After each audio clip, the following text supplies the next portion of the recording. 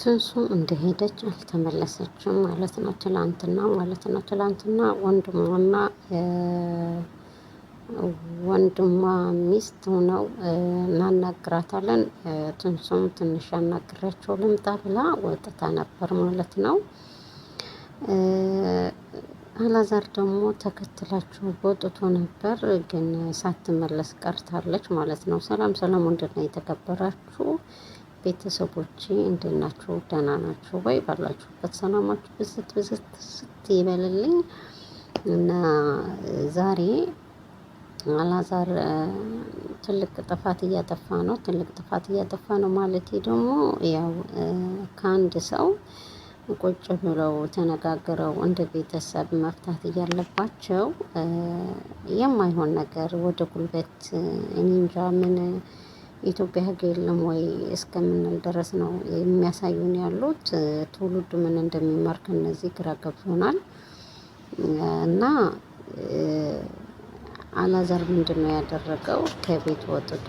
ከቤት ከወጣ በኋላ ወደ ትንሱና ወደ የትንሱ ባለቤት ቤት ነው ያመራው።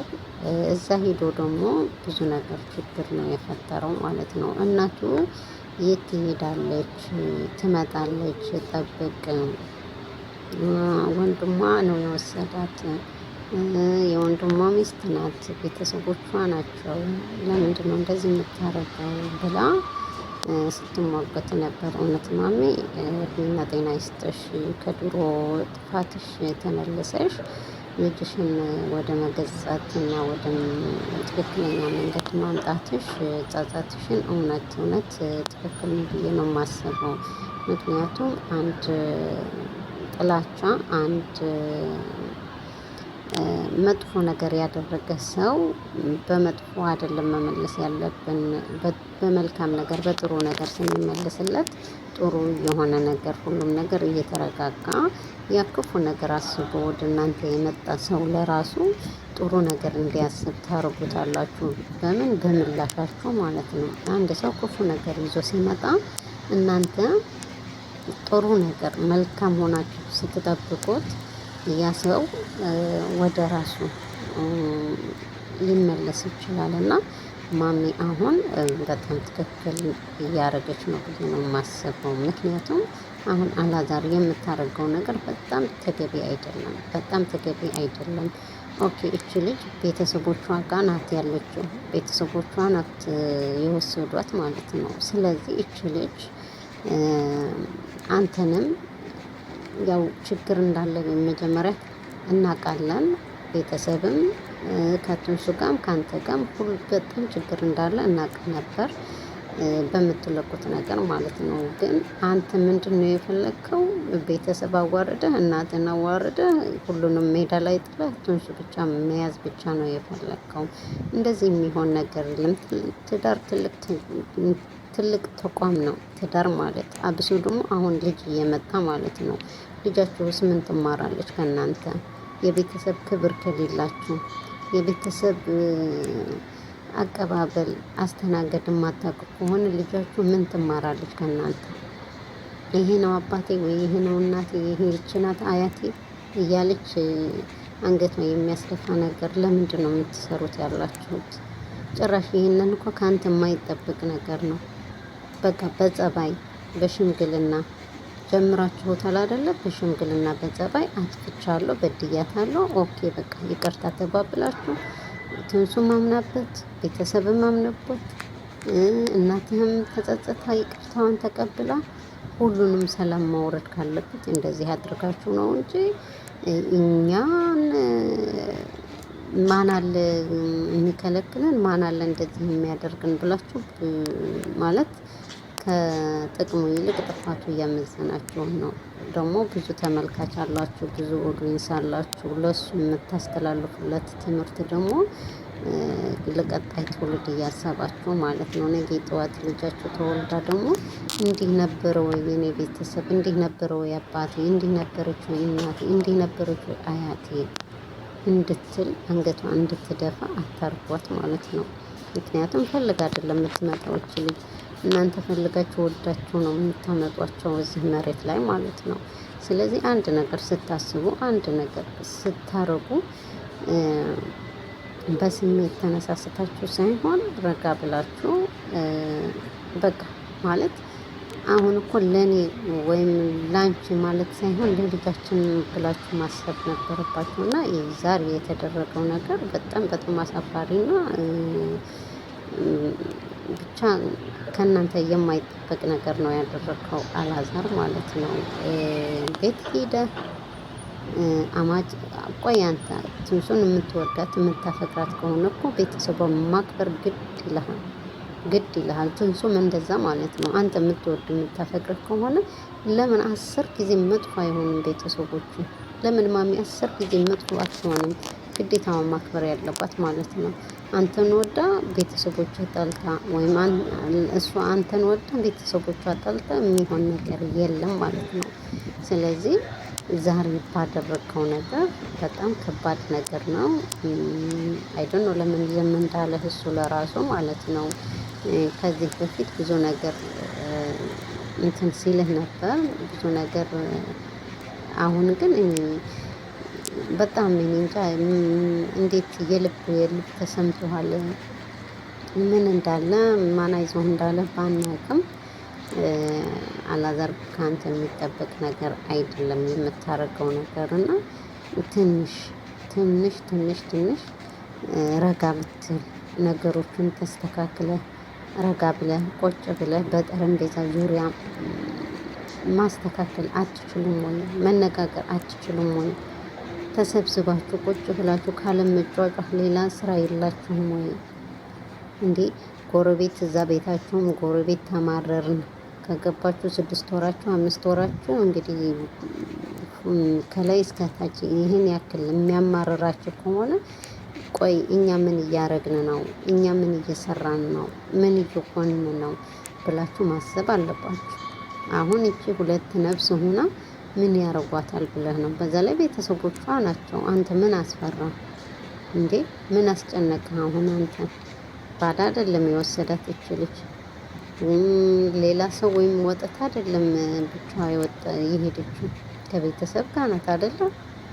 አየህ ቤቱ በረበርክ ፈተሽክ በስነ ስርዓት ቁጭ ብለ የት ሄዳ ነው? እንዴት ነው ነገሩ? እንዴት ነው ብሎ ሲጀምር እኮ አማንም ሚስቱም ሆነ እናት ከሚስት ጋር ሊነጥሉ አይደለም ይሄ ሁሉ ነገር የሚያደርጉት ያሉትን። ግን መጋባትም አብራችሁ መኖሩም ከፈለጋችሁ በትክክለኛ መንገድ በህጋዊ መንገድ አድርጉት ነው ወንድሟ እና የወንድሟ ሚስት እንደዚህ የምትለው እንጂ አንተ ጭራሽ ቤታቸው ሂደህ እቃቸው እያነሳ መደብደብ፣ እቃቸው እያነሳ መወርወር። ለምን? ምን አስፈለገ? ይሄ ሁሉ ምን አስፈለገ? ነገ ጠዋትስ ትንሱ ይሄንን ኖርማል ሆና ስታየው ይሄንን ነገር ትቀበልህ ትችላለች? እውነት አንተ እሷን ትወዳታለህ? እውነት አንተ እሷን ታፈቅራታለህ? እሷን የምትወድ የምታፈቅር ከሆነ እንዴት ታረጋለህ? ለምን? እናንተ እኮ ትላልቅ ሰዎች ናቸው። ትላልቅ ሰዎች ናቸው። ትናንሽ አይደላችሁም እንዴ? ቆም ብለህ ማሰብ፣ ረጋ ብለህ ማሰብ ያቅተሃል እንዴ? ሁሉ ነገር በጉልበት ሁሉም ነገር በእርግጫና በግልምጫ የሚመጣ ነገር የለም እንዴ? ህዝቡስ ምን ይማር ከእናንተ? ሁሉ ነገር የሚረባውም የሚጠቅመውም የማይጠቅመውም እያነሳችሁ እየቀረጣችሁ የምትለቁት ነገር ትውልዱስ ምን ይማር ከዚህ ነው? ከዚህ የእናንተ ድራማ ህይወት ምን ይማር? ትዳር እንዲህ ነው? ትዳር ለእናንተ እንደዚህ ቀላል ነው? በቃ እንደፈለጉት መውጣት፣ እንደፈለጉት መፈንጨት፣ እንደፈለጉት ከቤተሰብ ለቤተሰብ መጨቃጨቅ፣ መደባደብ። ኧረ ከባድ ነው፣ ከባድ ነው ጋይስ። እስኪ እናንተም ቤተሰቦቼ ሀሳብ አስተያየት ስጡበት። እኔ እውነት በጣም ነው የተናደድኩት ዛሬ። ለዛውም የእነሱ አልሰራም ለዛሬ ያው እሰራለሁ ብዬ አላሰብኩም ነበር እና ይህን ሩታ ነበር ሀሳብ ለመስጠት ፈልጌ የነበረው ግን አላዛር ይሄ ቪዲዮ ሲለቀው ሳየው በጣም ገረመኝ። እውነት ከሱ የማይጠበቅ ነገር ለዛውም እናቱ ተጸጽታ እንደዚህ እየሆነች እሱ ነበር እንደ እናቱ የእናቱ ቦታ ሆኖ ተጸጽቶ ይቅርታ ጠይቆ ቤተሰቦቿ የሚፈልጉትን ነገር አድርጎ እውነት የሚወዳት ከሆነ ቤተሰቦቿ የሚፈልጉት ነገር አድርጎ ሚስቱ እጁ ላይ ትዳሩ በትክክል መምራት ይችል ነበር። ይህ ሁሉም ግልፍ እያለ በእንደዚህ መልክ መሆን የለበትም። ኦኬ እነዚህ ሰዎች ልጅቷ ኖርማል አይደለችም፣ ታማለች፣ የሆነ ነገር ሆናለች፣ የሆነ ነገር አስነክተሃታል ምናምን ይላሉ አይደለም። እኔ ባላምንበትም እኔ ለራሴ በዚህ ጉዳይ የማምን ሰው አይደለሁም። ግን እነሱ እንደዛ ብለው ካመኑ አንተ ምንም ነገር ከሌለ ከሁሉም ነፃ ከሆንክ በቃ ተዋት፣ ንጽህናህን አረጋግጥ። ምንም እንዳልሆነች ፈልጋና ወዳ አንተን እንደምትል ያረጋግጡ። ምን ችግር አለው? ምን አስፈራ? ይሄን ያክል ምንም የሚያስፈራ ነገር እኮ የለም። አንተ ንጹህ ሆኖክ የትም አትሄድም። መችስ አይደብቋት ወይም አይሸጧት አይለውጧት በቃ። ስለዚህ ይሄን ያክል አምባጓሮ መፍጠር፣ ይሄን ያክል ችግር መፍጠር፣ ቤታቸው ድረስ ሂደ ይሄን ያክል እንደ የራስ ቤተሰብ በጥብጠህ የራስ ምንድን ነው የሚባለው ይሄ ጎረቤቶች ከላይ እስከ ታች ተበጥብጠው ወጣለኝ ብለው እስከ ማስረጃ ይሄ ምንድን ነው የሚባለው መመልከቻ እስከ መሰጠት ደርሰ ደግሞ ዘለህ ሂደህ የእነሱ ቤትና የእነሱ ጎረቤቶች መረበሽ ምን ይሉታል? እናንተ ቆይ እናንተ ምንድን ነው ተማርን የምትሉ ሰዎች ምንድን ነው እያደረጋችሁ ያለው? ከባድ ነው፣ ከባድ ነው እውነት። ከአንተ ምንም የማንጠብቀው ነገር ዛሬ ደህና ወደ ፍቅራችሁ ተመለሰ። አንተም ልቦና ገዝተሃል፣ እሷንም ልቦና ገዝታለች። ትዳራችሁ ተመለሰ። ሁለታችሁ በፍቅር ትኖራላችሁ፣ ልጃችሁ በፍቅር ታሳድጋላችሁ ብለን ስንጠብቅ አንተ የባሰ ሌላ ችግር ታመጣለህ ማለት ነው። አሁን ይሄ ነገር ትንሱ ተመለሰ እውነት ከሆነ ቤተሰቦቿ እንደሚሉት የሆነ ነገር ሆና ከሆነች ልጅ ወደ ቀልቧ ወደ መጀመሪያዋ ብትመለስ ልጅ እውነቴ ነው እውነት የባሰ ነው የምትጠላ እንጂ ትወድሃለች ብዬ አላሰብም ማለት ነው።